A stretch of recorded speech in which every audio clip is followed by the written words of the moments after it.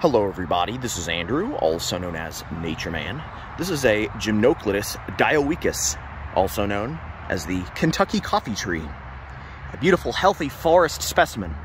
It is not a common tree in the forest, and there is a very good reason for that. Well, you actually have to go back to pre-Ice Age, which, from an evolutionary standpoint, was yesterday. For humans, it's beyond comprehension of time itself. But for the tree, it was yesterday. So this tree has not genetically changed one bit since then. As this tree's probably been in Indiana for millions of years. However, this tree, its seeds were spread by woolly mammoths and huge freaking ground sloths, both of which went extinct in the last Ice Age from this region, and they're extinct worldwide.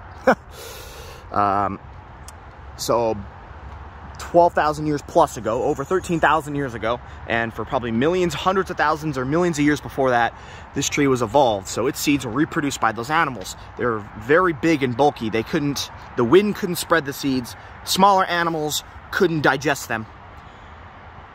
So they were the only ones. And so before the last Ice Age, this tree was very dominant, as sugar maples, oaks, hickories are today, for example. However, now it's just very sporadic. You kind of have to look for it to find it. You're not going to find it in every bit of woods, even if we are in the heart of its native range. It's kind of interesting. But how does the tree spread at all, you might ask today? Well, usually you find them near rivers, creeks. And lo and behold, this tree is right next to Cool Creek. We are in Flowing Well Park, Carmel, Indiana. So what happened? Well, probably a mature tree many miles away, maybe on the White River or on the Wabash River, and the seeds floated in the creek, and then during a very, very above normal rainfall, obviously when this creek was all pushed water all the way up here, again, historic flooding, and the seeds fell here, germinated, and there you go. But again, it's really difficult to find them. You find groves of them or patches of them. They happen to get there by chance. Maybe a windstorm or a tornado blows the seeds, a creek or a river washes them up, but the animals that would spread their seeds far and wide don't exist anymore. So the trees are still present in all of their historical native range, but they're just very, very sporadic. They're not as widespread. But they have adapted, and where they do grow, they thrive. They just don't spread as aggressively as they should.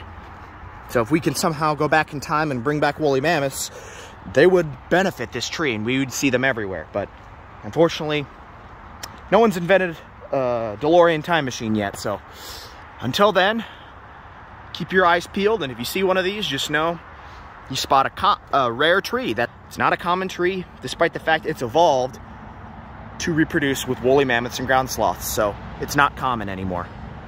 This is a beautiful one right here. It's actually becoming increasingly popular in landscaping, so may even check your local nursery. There's some actually cultivars on the market of this tree. This is NatureMan signing off. Bye.